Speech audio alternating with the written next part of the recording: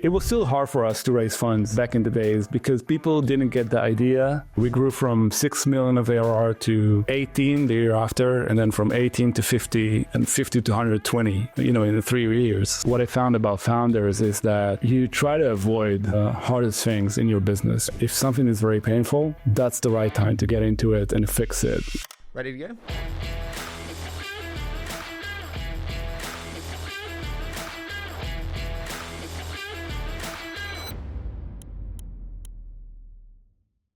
Eran, I am so excited for this. I heard so many great things from Avi, from Nino, from Rajiv. I spoke to pretty much the whole cap table. It was a lot of fun, but thank you so much for joining me today. Thanks for having me. I'm excited for this. Oh, so am I. Listen, I've wanted to do it for a while. I'm like the biggest Monday nerd. I love SaaS. Many reasons why I'm just perpetually single. But I want to start. I heard you're a really great video game player. And this is a commonality in great founders that I've interviewed. So why are video games correlated to success in founders? Oh, wow, you've really done your research, huh? That's yeah, I told you. I love video games. I actually play to this date. So it's been an old habit of mine as a kid, which I still keep. But when I was young, I used to play a lot of strategy games. One of my favorites ever was, I don't know if you remember, but it was called Command & Conquer, Red Alert 2. Yeah. It's a strategy game. And I think if you play the right games, you can learn a lot from them, especially strategy games, because on one hand, you need to see the big picture all the time. You need to understand the strategy, you need to understand what's going on, but also handle the tactics, know all the details, act quickly. And I think that's kind of similar in business, I guess, to some extent. Totally is. I remember Toby at Shopify saying to me that he thought that it was more relevant if you'd managed clans in games before than if you'd been to university, I think. And I thought that was rather apt. I agree. It's as hard as doing that in business. Now, dude, Monday is not your first business. And I remember after your first business, you said something which is failing is part of our success. And I just want to dive into this because I think it's important. What have you learned about embracing failure over the years, and how do you think about that statement? Yeah, there's something that really goes with me in my journey because prior to Monday, my first startup, I was in the middle of uni, and basically I built, I think the product doesn't matter that much, but basically built some sort of a search engine. I try to compete in a category, which is extremely competitive. I built a search engine for user reviews, but I think the more interesting part of it was a complete disaster. Like I built a product and I worked in it for about 14 or 15 months before launching it. And after 14 or 15 months, I didn't raise any money. I just felt I wasn't ready. It was a big failure. Like I ran out of money, personal money, and I ran out of energy. And I remember thinking to myself after I closed that company, I wasted all my resources, personal, financial. I'm at point zero. I must have learned something. I didn't spend all that time without learning anything. And after a lot of processing, I realized that I've learned that the reason I failed in that company is that I was afraid to fail.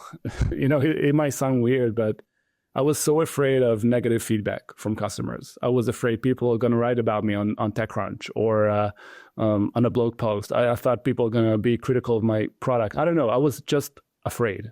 And I swore to myself that when I build my next company, I'm going to fail. I'm going to fail often. I'm going to be happy about failures because I want to learn as quickly as I can and improve and get actual feedback from users.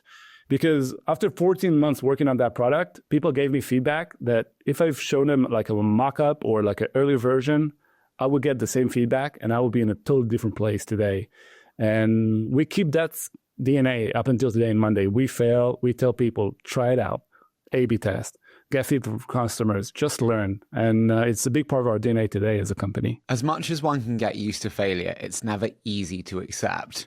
When you look back at the different challenges you faced, what internal fail has been the most challenging to accept?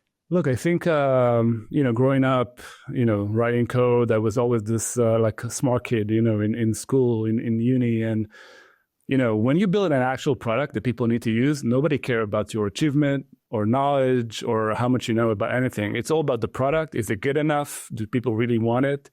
It's a different kind of feedback. And, people, it's not about an exam. It's not about somebody saying great job. It's about actually succeeding in the real life. And I think I was not ready for that. I tried to not fail. I wanted everybody to clap and say, this is an amazing product. And this is not the way you build things.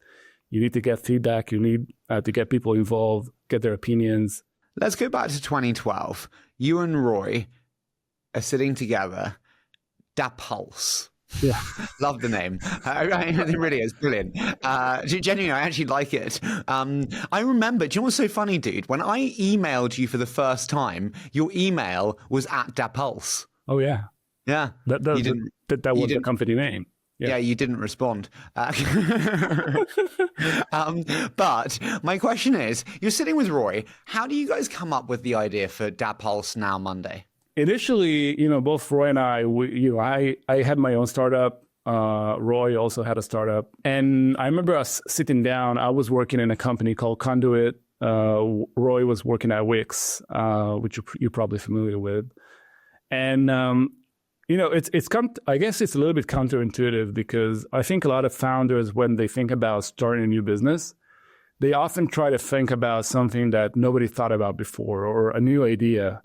And this is one approach, but we took a very different approach. I would say the work management, project management industry was always packed with a lot of tools, but we kind of had a different view about the market. We said, look, if we look at the market today, CRM, what's the leader? Salesforce, for example. IT might be ServiceNow, but who's the leader today about managing work and processes? Like, who is it? Like, who's the number one vendor that people rely on to manage the core of their work, apart from like the CRMs and the service part of it?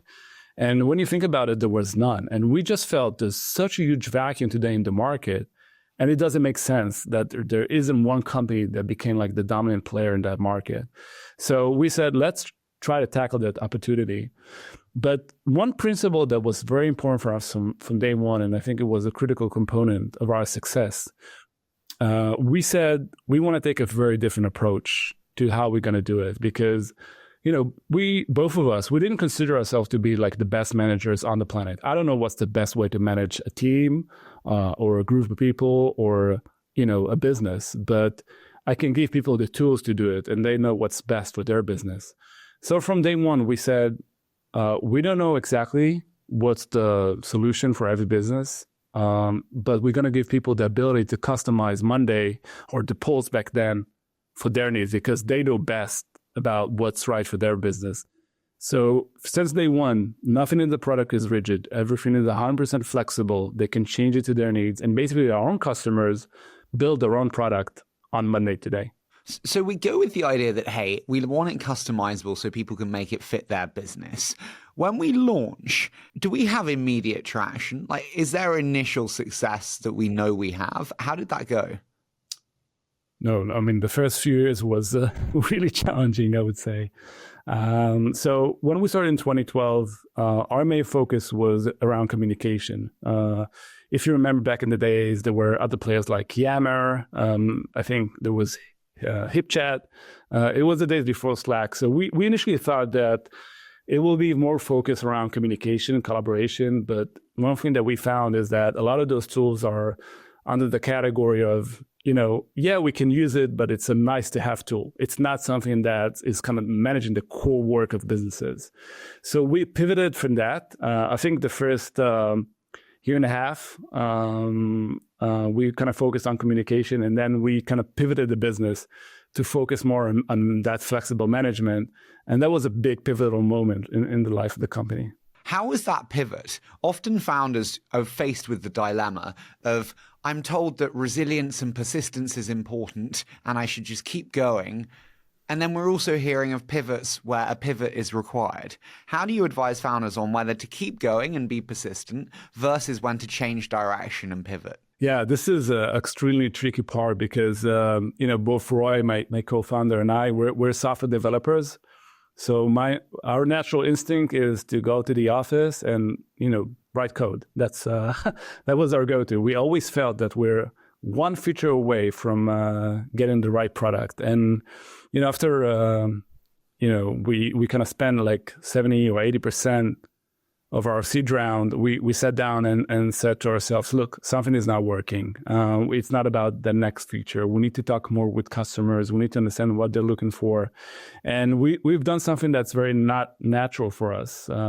We went and again, interviewed a lot of potential customers. And instead of showing them what we built, we actually interviewed them and asked them how they manage their businesses. So we kind of took that into our own pivot as a company.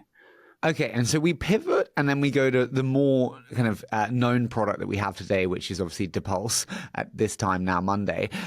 Did we get customers then? Was that immediate traction when we released that V1? So when we had like the initial version of the collaboration tool, we had about 3 or 4 paying customers. One of them was Wix.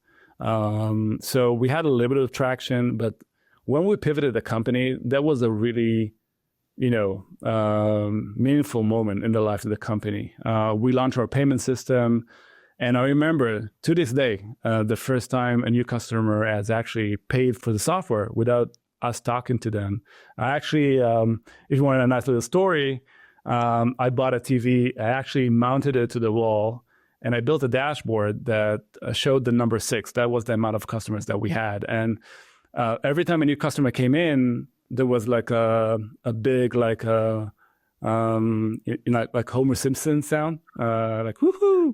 So I remember one day we sit down writing code and I hear this woohoo in the background, and 6 turned into 7, 7 turned into 8. And I remember even one day that we had 3 new paying customers in one day, and I was so excited. I called Roy, my co-founder. I told him, look, we got 3 new customers in one day. We can conquer the world. I'm sure of that, with that momentum. How much are these customers paying at the time? Average? Very little. It was per seat. It was about, I would say, $12 per seat. But the exciting part was that we never talked to them. They got the principle of the product. They got the value, just onboarding. That was the exciting part. It just felt like we built something that can turn into a machine. And I think that's more than anything we're excited at that time. I love that. One thing I find challenging is horizontal products and getting to the first 1,000 customers or 1,000 users. When you think about that, Monday is the joy of it is a horizontal product, but then the challenge is it's a horizontal product, and so your product marketing can't be that tight. When you think about getting the first customers, how do you think, or what are your biggest lessons in scaling to the first 100 or 1,000, given what you've seen? Initially, I thought that most of our customers are going to be startup companies or tech companies like us.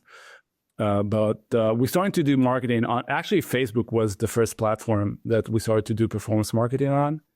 And I think what's great about it is it has such a broad audience.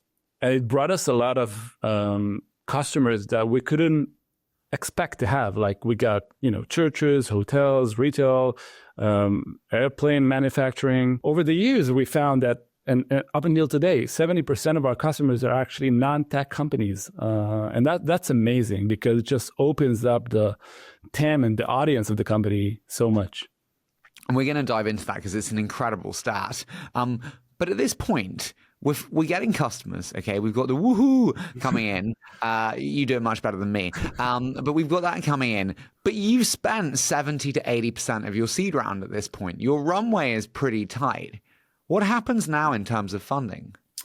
So actually here, I give a lot of credit to our board members. Specifically, you mentioned Avi.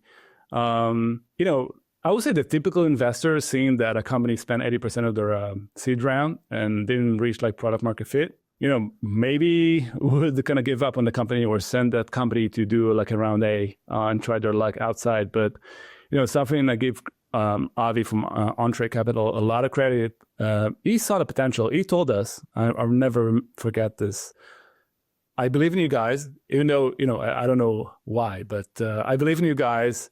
Don't do an A round. Just go out. I'll give you the money. Let's do a convertible. Just scale what you're building.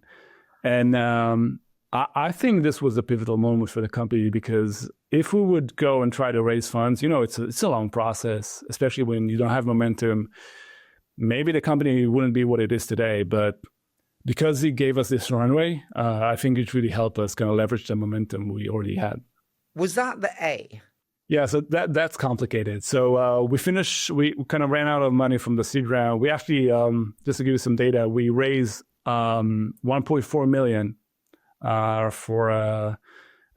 think it was 2 million pre. So that's back in the days. Good times. Yeah, for investors. 30% of the company. But basically, we got this convertible, and when we wanted to do the A round, actually our existing investors put the money in to kind of with the convertible to get us into an A round. I think it was still hard for us to raise funds back in the days because people didn't get the idea. Maybe we didn't do a good job raising money, both Roy and I. But what did they not get about the idea? Look, it's a good question. I always felt like this company is going to be a huge success. What they don't get, like I didn't get it. Like it's I mean, I can tell you if you want my perspective. Yeah. You are selling like low ACV contracts. Bleh.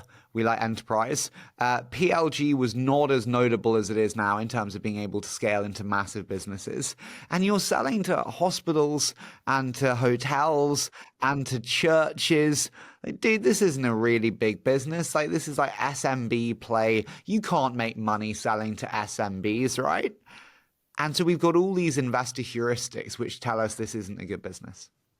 Yeah, so this is great feedback. But I always felt like, it's all temporary. Like eventually we'll go up market. Eventually we'll sell to large enterprises. I always believed in our ability to execute and to change the company to kind of fit to the next stage. And maybe that's something we didn't communicate well enough to investors or didn't build our confidence around that. We got a lot of no's. I would tell you that in our A, B, and C rounds. Wow. So is that when you raised the 7.5 million A? Yeah. With the convertible, it was 7 point something. Yeah. Okay, so we raised 7.5 million for the A. Then what? How do we think about expansion then? Because there's expansion across quite a few different verticals. Like, I guess where should we start? I think the best place to start is like multi-product. When did you go, okay, we need to add a second product?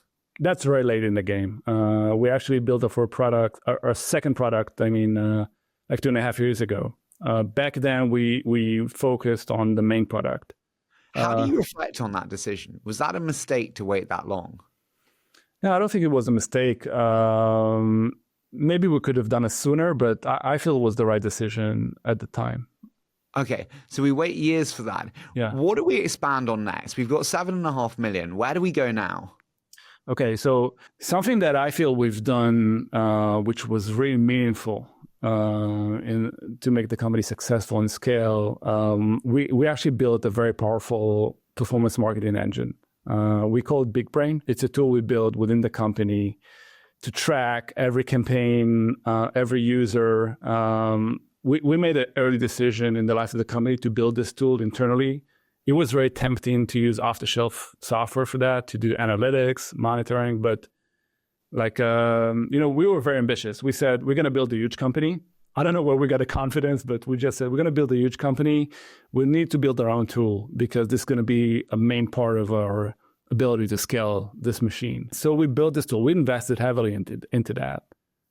So we tracked everything, every click, every view, every ad that any user saw, all the way through the sign-up funnel, conversion, expansion, and so on. And with that, we built a very efficient marketing machine. Now, when I say efficient, I think a lot of founders get this wrong, and maybe this is an important message. Something that we optimized for from the very beginning was cash flow. And I think a lot of SaaS metrics are optimized not for cash. If you think about the standard SaaS metrics like LTV, CAC, ARR, whatever, they never mention cash. Like, it's not about cash. It's like more about around accounting, predictability. But we always try to optimize for cash. What I mean by that is that, let's say we raise 7 million, okay? I want to invest this in the most efficient way in performance marketing. So what's the best way to do it? We said we want to invest into performance marketing and we want to collect cash on cash as quick as possible from our customers. So we've done a lot of A/B tests to get people to pay more annually, to improve speed to conversion, to find campaigns and keywords that get customers to onboard faster and pay more, like quicker for annual subscription. So you turn that 5 million. So every, let's say, million you invest into performance marketing, you get 70 or 80% back after a month. We built a very efficient machine around that. So we actually managed to turn 5 million of money raised from investors into a 15 million, 1.5 performance marketing budget. So we built a very efficient machine that recycles money and kind of reinvested that back into the business. I think our customers has been the biggest investor of Monday, more money than we ever raised from investors. When you think about building that cash cycle that is at velocity and at speed, is it multiple things that lead that to be very efficient? Or is it one or two things which really drove it, like annual payments, like, I don't know, you tell me. A lot of things. First of all, we track the expenses. We ask Facebook, we ask Google can we postpone the payments? Like, can we drive campaigns and pay you every 90 days, for example? So we optimize the expense on one hand. On the other hand, we optimize for campaigns. We actually pick campaigns based on the return, how fast it is to get customers on board. We optimize the onboarding, we optimize the payment form. There's a lot of steps involving to that. The point is we optimize for that. We optimize for that KPI to make the business very efficient. And that's something it's a key part of our DNA up until today. Monday is really efficient in terms of cash flow. It's a huge part of our DNA. It's a huge part of how we think about our business. And we started from day one, literally. Okay, so we're building this, we've got Big Brain, we're building this performance marketing machine. It's starting to work and we're building this cash flow cycle. First, how much revenues are we at when we raised the 7.5? I don't remember exactly, but I would say around probably 3 or 4 million of ARR. Wow. Yeah. Okay. Fuck, I really miss these times. God, now you do an A when you've got a design partner. That wasn't a joke. that was me crying in my studio. Okay, and so we have this performance marketing machine. It's working. When do we go out and raise the B? Because then you raised 25 from Insight, correct? Yeah. So when we raised our B round, we raised 25 million from Insight. That was kind of, I would say, a better round for the company. Why do you think it was better? Well, first of all, Insight is a strategic investor. Doing like a small investment like this, 25 is back then it wasn't their sweet spot. There were more kind of growth investors. So it was also, an investor that can kind of further invest into the company in later rounds. But I think they really understood the potential of the business, the ability to scale. Getting a new investor was, again, great momentum for the company. So we raised 25. I think when we raised that round, we had like 7 million of ARR. That's kind of what I think. What was the price on the round? I think it was around 100 million pre. Yeah. Yeah. Okay. Standard 20% dilution. Yeah. Okay. Yeah. And then, sorry, go ahead. So we raised 25. Let's ask the question of upmarket.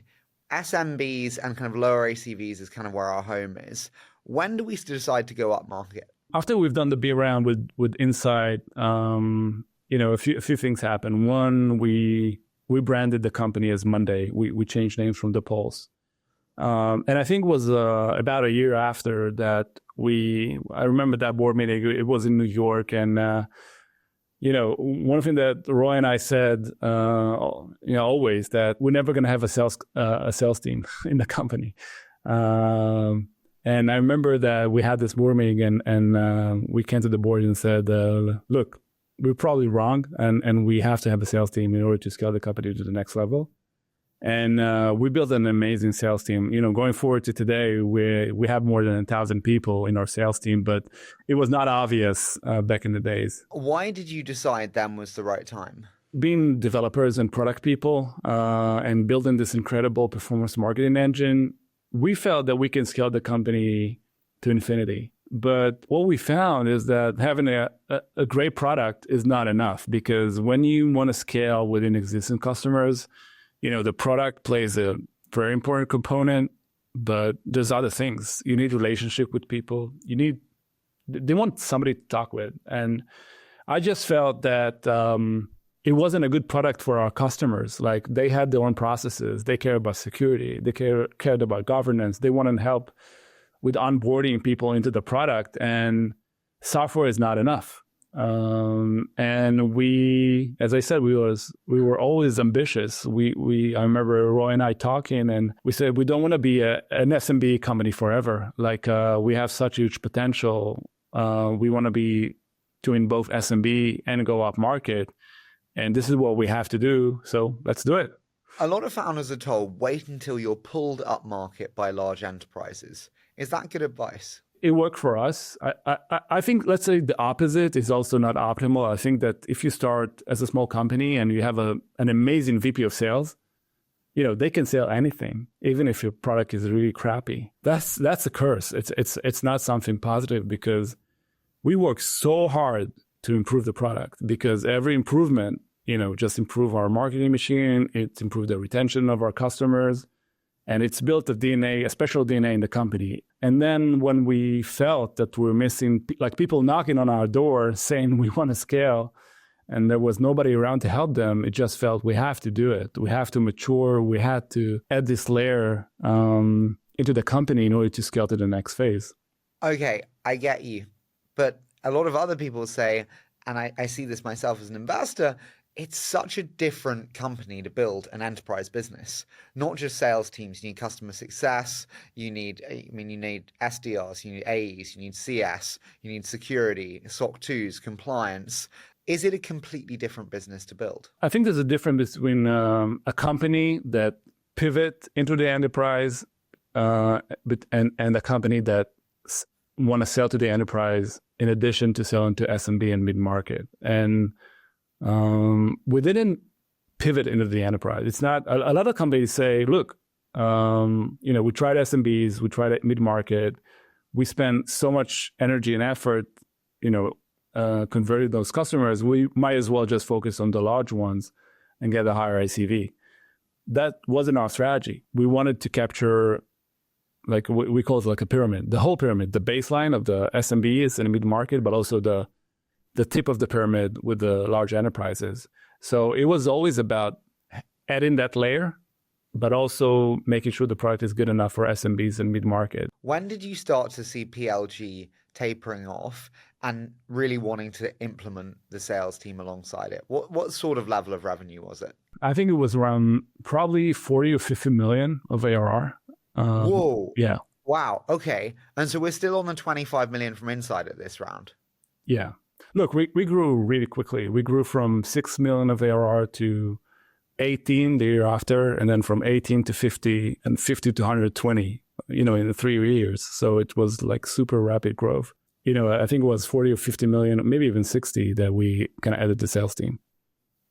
Do you appreciate how strange that growth is? And what I mean by that is, like, when you're doing it, are you like, whoa, we know that we are one of the special ones? I'll tell you something funny. You mentioned Jason Lemkin. Don't tell me you cold emailed him and he didn't respond. No. One of the reasons I didn't reply to your email is I don't use email. But I actually met Jason a few years ago. I was one of his biggest fans. When we started in 2012, 2013, nobody knew about SaaS, anything. I became like the biggest geek on SaaS ever. I read every article he put on SaaStr. And, he wrote answers on Quora, if you remember. And I remember I went to Roy and I told him, look, I read an article from Jason. He said that when you get to 1 million, you need to get to 10 in 4 quarters. And then once you get to 10, you need to get to 100 in I don't remember, like 5 or 6 quarters. And I said, look, we have to do it. We have to do it. Jason said so. And when I met Jason a few years later, I told him thank you for the guidance and everything. And it was very ambitious to get to that goal. And he told me, I was talking about the best companies, the what investors want to invest into that. And just, I took it as grant, literally, this is what we need to do. So I guess ignorance is a bliss sometimes. Dude, that growth is incredible. When you look back at that growth, what broke first? Because scaling companies is very hard. What was the first thing to break in that intense period of hyperscaling? I think at some point when we reached 50 or 60 million, the performance marketing engine was working really well. But at some point you understand that if you want to reach to 1 billion, actually when we got to 50, we built a dashboard of we call it the road to 1 billion. We built a vertical TV in the office showing that we want to reach 1 billion by the year of 2023. We actually missed it by 1 year. And it was like a vertical dashboard. And we said, we are here, 50 million. We need to get to 1 billion. And we put it for everybody to see in every office around the world. And I remember when we sat down, we said, we cannot do it just with the performance marketing engine, because when we ran the math, we had to invest so much money into performance marketing in 2022 or 2023, it didn't add up. So it was obvious to us that in order to scale to that magnitude, it's not enough to have a very efficient performance marketing engine. We need to build a very robust sales team and to expand our customers, because eventually, when you reach 1 billion, and you want to grow 30%, you have majority of revenue need to come from existing customers. Oh my God. I mean, insane numbers. I read, and our teams are amazing now for research. So when I say I read, I was given the numbers.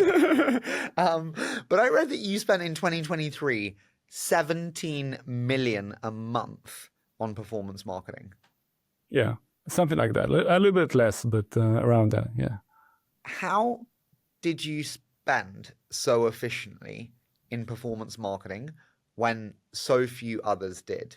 Again, it's all thanks to this amazing engine that we built. And also taking into account we're very efficient in terms of cash flow, over 25% free cash flow positive. So again, we just scaled this cash flow machine to the extreme.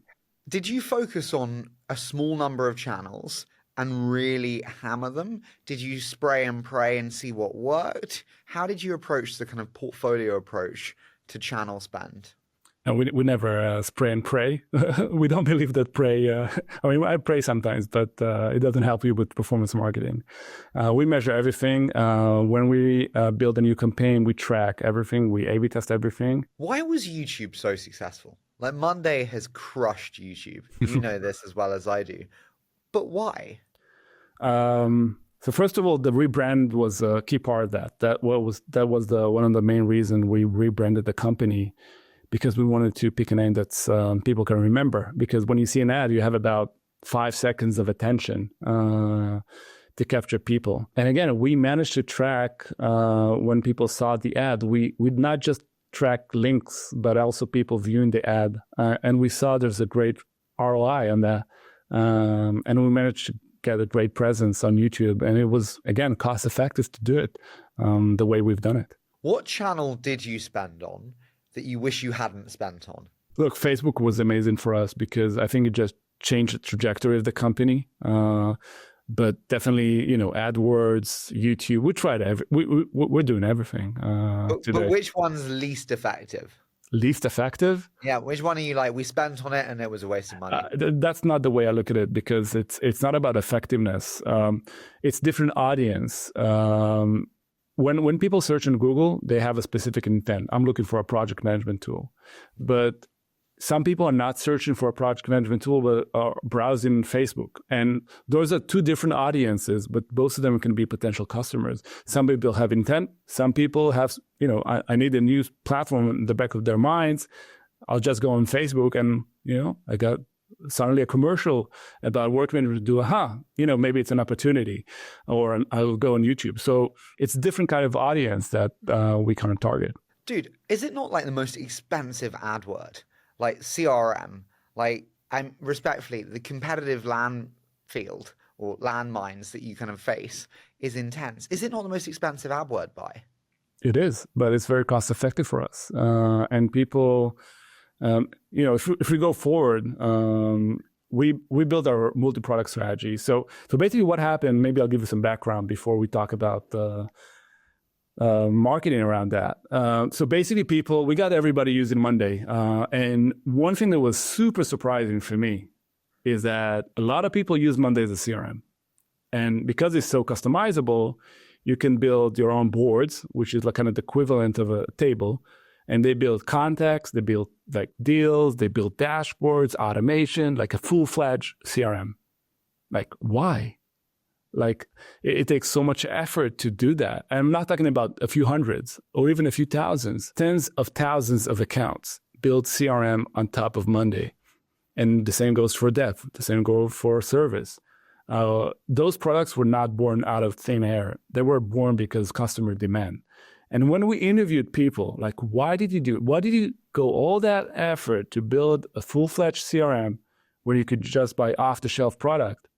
And they said, like, we want control. I have an idea what's the best CRM for me. I don't want to use like off-the-shelf product that's very rigid. It's built in a very specific way. And they told me, like, our only option basically was to go to Salesforce because it's enterprise ready. You can customize it, but the cost of doing that and the complexity of customizing that software, and Salesforce is just an example. I'm talking broadly about enterprise products. They look for something different. And we gave them, on one hand, the freedom to build their most amazing CRM, but they've done it themselves. No third-party vendor, no special IT team. They build themselves, and they felt proud about that CRM.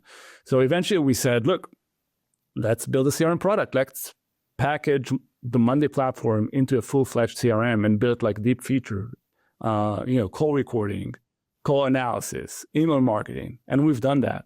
And that strategy has been a huge success, a multi-product strategy. The CRM today is growing faster than what Monday did back in the days. Wow. What's the CRM product today at, revenue-wise?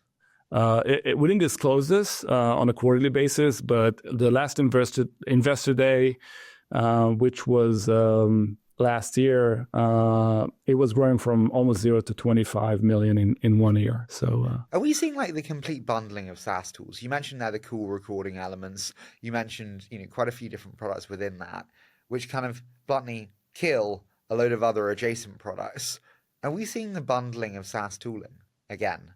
Look, I don't think Monday will replace all SaaS tools on the planet, but our grand vision is that from day one, we built the platform. We didn't build the product. I think that's something that a lot of investors got wrong about what we're building, or maybe we didn't explain it properly, but we didn't build a work management or project management tool. From day one, we built the equivalent of Force.com, which is for Salesforce.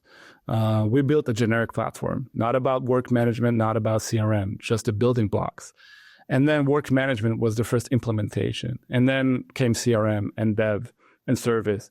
And the effort that it takes us to customize the platform as a CRM, as dev, is minimal compared to the compound value that we get because we build it on our Monday platform. And eventually, I definitely see a future where a company buys several tools and consolidate on Monday for the core business use cases, whether it's CRM, work management, dev, service, and the compound value of using several of those tools, the flow of data, automations, processes, is a huge value add. And I feel we have, the reason I'm excited so much about the future of the company is I really feel, from the bottom of my heart, is that we have one of the biggest opportunities today in the software market, and we have to execute in order to deliver that. But I really feel that we got everything right.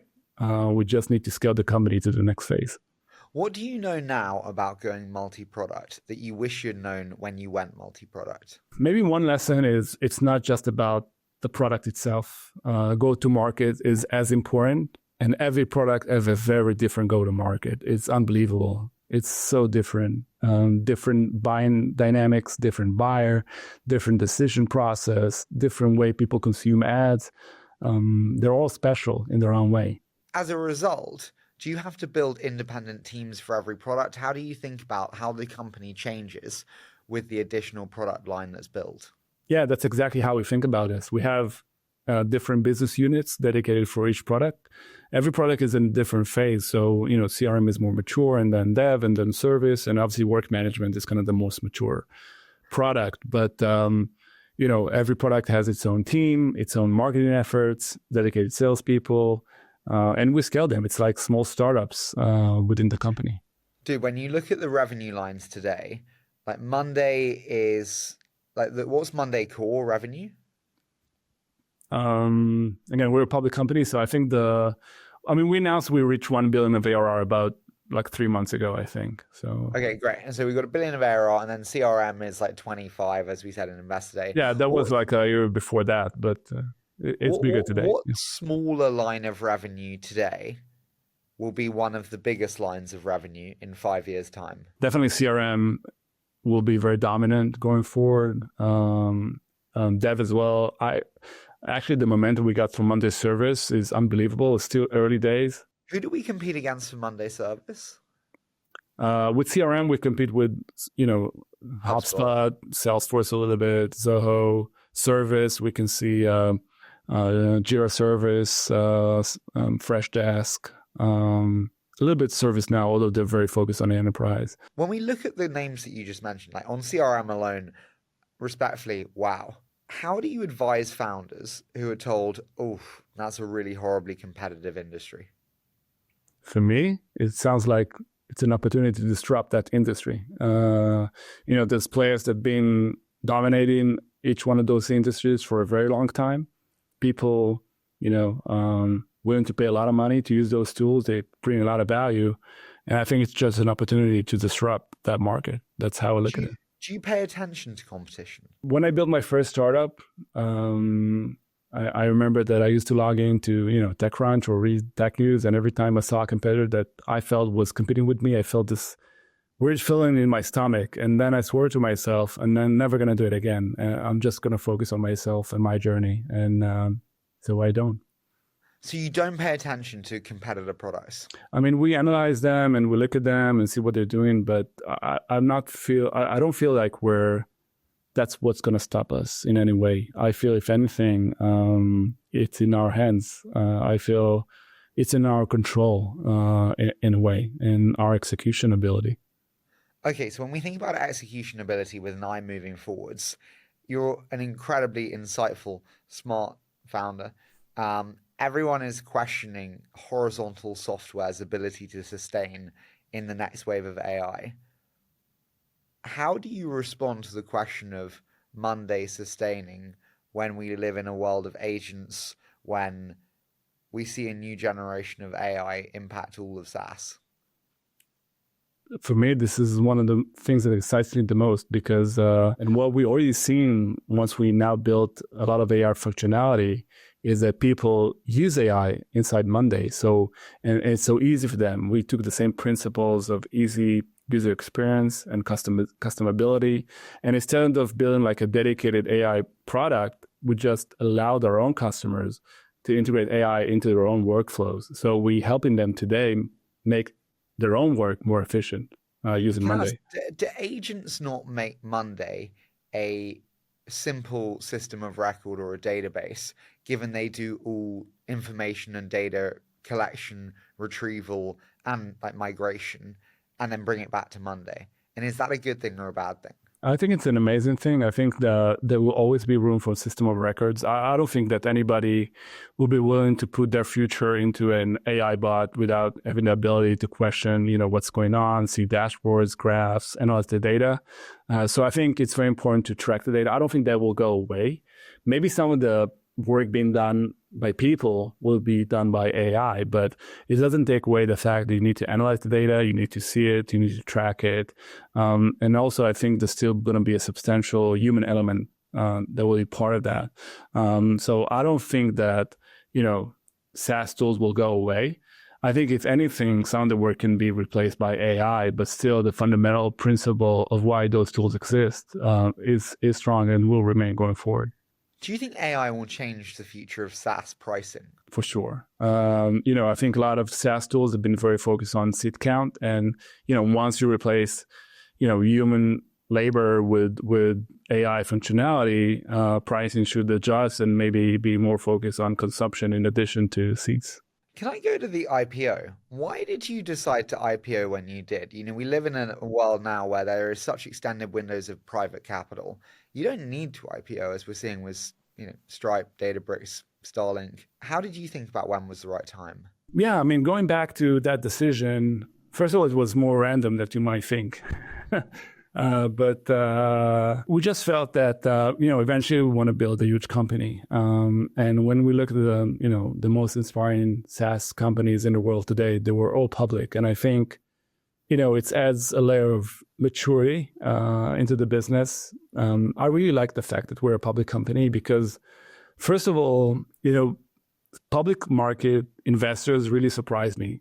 They are way more sophisticated than what I thought. I thought that initially when we went public, I thought that, it's all about the private market, those investors, but public market investors are super sophisticated and smart. And also I think that cadence of quarterly, earning reports really add a great cadence to the company.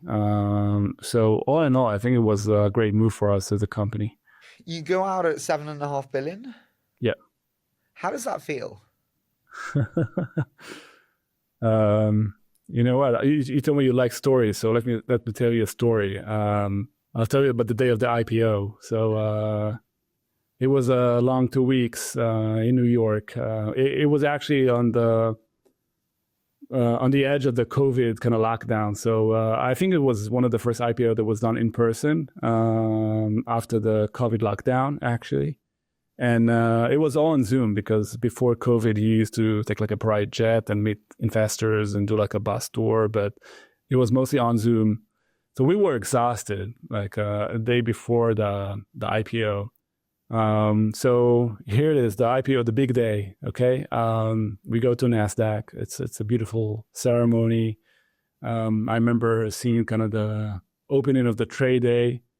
And then, a few hours go by. I do a bunch of interviews on TV, newspapers, and it's like 4 or 5 p.m. And I look to my left, I see Roy, my co-founder, doing interviews as well. And we're alone, like literally alone. Everybody left. We're alone. I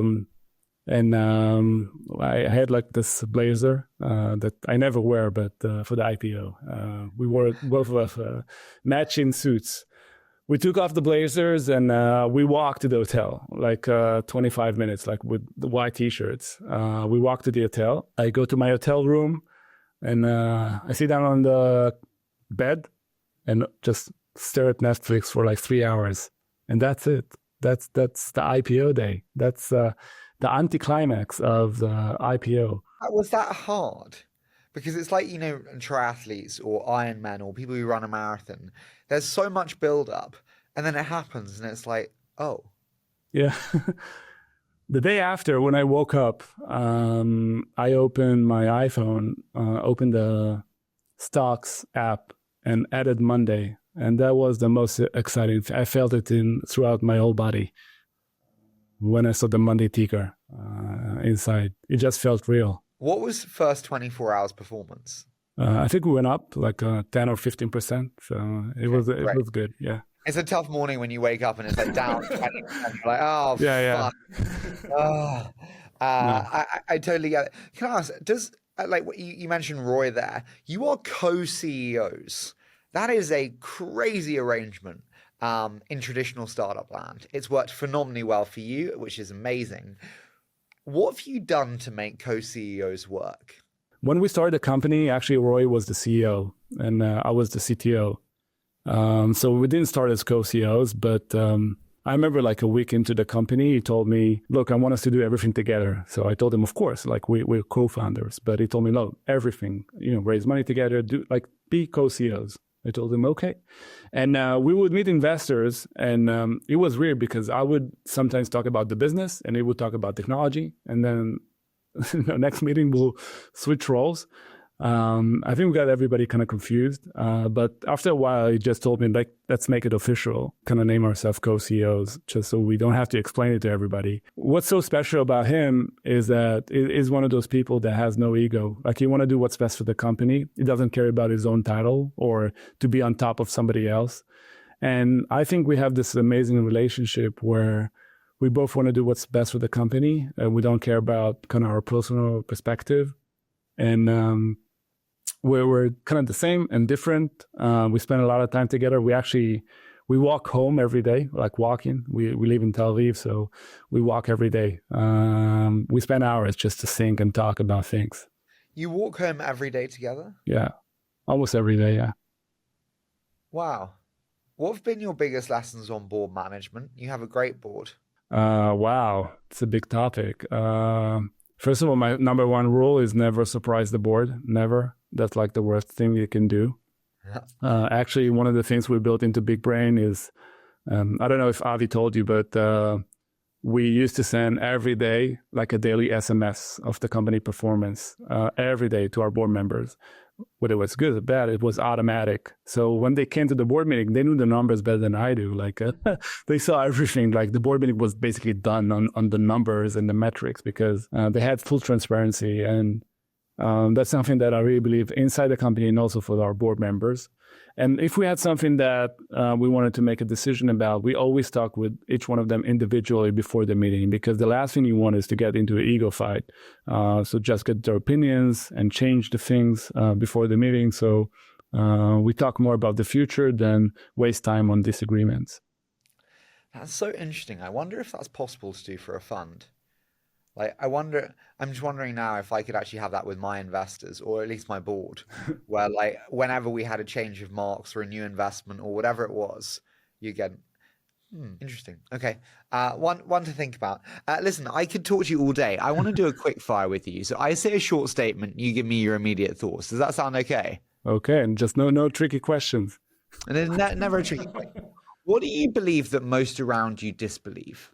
Maybe something that's not intuitive is about setting goals. Most people, when they set goals, they try to figure out what they can do. I never think about it this way. I'm thinking about what I want to achieve and then try to figure out a way to do it. Because when you build like a plan for next year bottom up, people will kind of think about a plan of what they've done last year and let's do it again with small adjustments. I always think about, how can we do above and beyond? And then just changes how people think about what can be done and how they can achieve it. Why don't you email? I never got anything good out of an email. Like I'm extreme believer in focus. You asked me about investments. I don't do investments. I focus 100% on the company. And I always try to set my own priorities because I think all those tools really distract you. I always try to look inside and try to understand what's most important for the company. And when you start kind of being managed by external tools, I think it's a huge distraction for the company. It sounds wonderful, dude. But how do you actually do that? Because when you have like investors, board members, customers, they get in touch by email. You set up investor meetings by email. Yeah. So how do you not do email? I'm so fascinated. No, I mean, we have other people in the team that use email for to coordinate meetings and other things. It's not like a company rule. I just don't do it myself. And so you Slack and WhatsApp? Yeah, we use Monday a lot to sync. We use Slack, WhatsApp, kind of more instant communication channels. What have been your biggest lessons on priority setting? You're a fascinating mind in terms of focus. What's your biggest lessons on priority setting? I think that eventually what I found about founders is that you try to avoid the hardest things in your business because they're usually the hardest to change. And I always think to myself, if something is very painful, that's the right time to get into it and fix it. And I always try not to avoid going down and deep into the hard things, because I think eventually those are the things that causes stress. And once you deal with them, it just changes your mindset and the course of the company. So I always try to focus on the hardest things and try to figure out what's not working in the company. God, I love Israeli founders. It's like the opposite. Europeans are like, I take the easy thing and I do that first. We have Brazilians, so I'll give us that. Yeah. That's amazing. What's the single hardest element of your day job as co-CEO of Monday?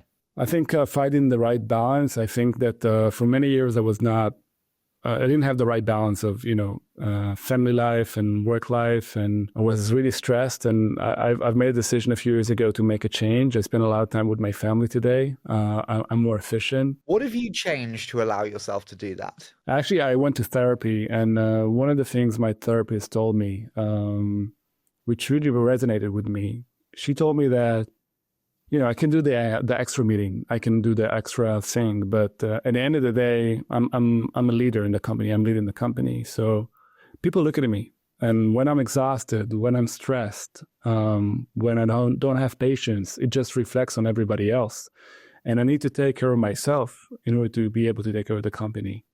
And it really hit deep on me, and I just felt I should treat myself like a professional athlete. I should be at my peak all the time. I mean, you look wonderful, but how do you? No, you do. You really fantastic hair, by the way. I've been thinking for the last hour. This is like solid hair. How do you? You're like, he's thinking about SaaS. No, I'm just thinking what product. How do you look after yourself well today? Then actually, I exercise every morning. I try. What time do you get up? I have 3 little kids, so I have. My baby usually wakes me up at like 6 a.m. But I try to exercise every morning before I go to work. And then I try to spend time with my family in the evening. It's not always possible, but it's really something that charges me as a human being. Do you need much sleep? Yeah, I got the Oura ring, so I've improved my sleep. It's so very when do you important. go to bed? If you get up at 6? Well, I'm embarrassed to say, but usually like 10 p.m. Wow. Yeah. Okay. Yeah. That'll do it. Do you watch your diet? Are you healthy? Yeah, well, I hope so. But yeah, like I said, I try to optimize my sleep, my nutrition, my exercise regime. I just feel that I need to be sharp. I need to be at my peak. I need to take care of myself in order to take care of the company. So I really treat this like professionally, I guess. I listen to a lot of podcasts about just supplements and just healthy living, I guess. Okay, you can be CEO of another company for a day. Which company do you choose to be CEO of? I think I'm fascinated by Microsoft. I think that's a company that's done one of the biggest transitions in the history of software or tech. It had its lows, it had its highs, but I think I'm really interested to understand like what was the transition. I think Satya, the CEO of Microsoft, have done a tremendous job pivoting the company. So it would be interesting to see this from the inside, I guess. I totally get you and agree. If you were Mark Benioff today, what would you do with Salesforce? Salesforce is an amazing company. It's an inspiration. And he deserves so much credit for building the SaaS industry. If you could ask him one question, what would you ask him? Oh, wow. I've got him on the show in about 5 hours. Wow. I think is one of the people that probably knows the best in the world of how to build, a sales machine at scale. So I think there's so much I can learn from him about how to do it. Things he probably forgotten that I didn't learn yet. So probably a question around that, I guess. What about the way your parents brought you up? Are you deliberately not doing with your children? Oh, wow. It's a good one. Look, I think my parents, first of all, I love them and I appreciate the way they raised me. And I think they taught me a lot of important lessons. I think my dad taught me to go deep on everything I do, everything. He always asked me like, why? He forced me to understand every decision, everything that I said. He always asked me like, explain to me why. And I think just developed a sense of me that I always try to understand why and dig deep. And I think my mom told me a lot about compassion and how to deal with people. and to be ambitious, and to be a winner, I guess. Maybe something that I've learned along the way that maybe I do differently is also to accept, different paths of how people grow up and what they care about and what's not. I try to be very open with my kids and try to understand what they care about. And I'm not trying to push them in any way, and just let them be who they are. I often think about what is a successful person? Like, what defines success? What is it? Status? Is it money? Is it professional career? Is it happiness? And I don't know what the answer is. It's market cap.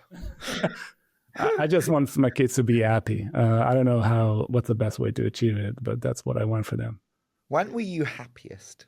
With my family, for sure. That's the moment I find peace inside. I love the company. It's one of the most meaningful things I've done in my life. But spending time with my kids, it's like the best thing for me and my wife. What stage of the company did you find most unnatural for you as a CEO? Every stage now. I've never done it before. It's a new experience for me. And I learned a lot of things along the way, but I want to continue in this journey, and I want to keep learning and evolving as a person. Final one. What question are you never asked by employees, by investors, by board members that you should be asked, do you think? I don't know what's the answer, but nobody asked me why we built this company. Like, why did we go on this journey? Being an entrepreneur, it's not intuitive. Why people do it? It's a big question. Why did you decide to be an entrepreneur? My quest in life is to find out exactly, but I think it's a combination of trying to prove myself. I don't know to whom, but maybe to myself, and do something meaningful and good that affects other people. But I don't have the full answer yet, I guess. Eran, listen, I so appreciate you putting up with my deep and meaningful questions, my, bluntly meandering around different topics. You've been fantastic. So thank you for joining me. Thank you, Harry. It's been a pleasure.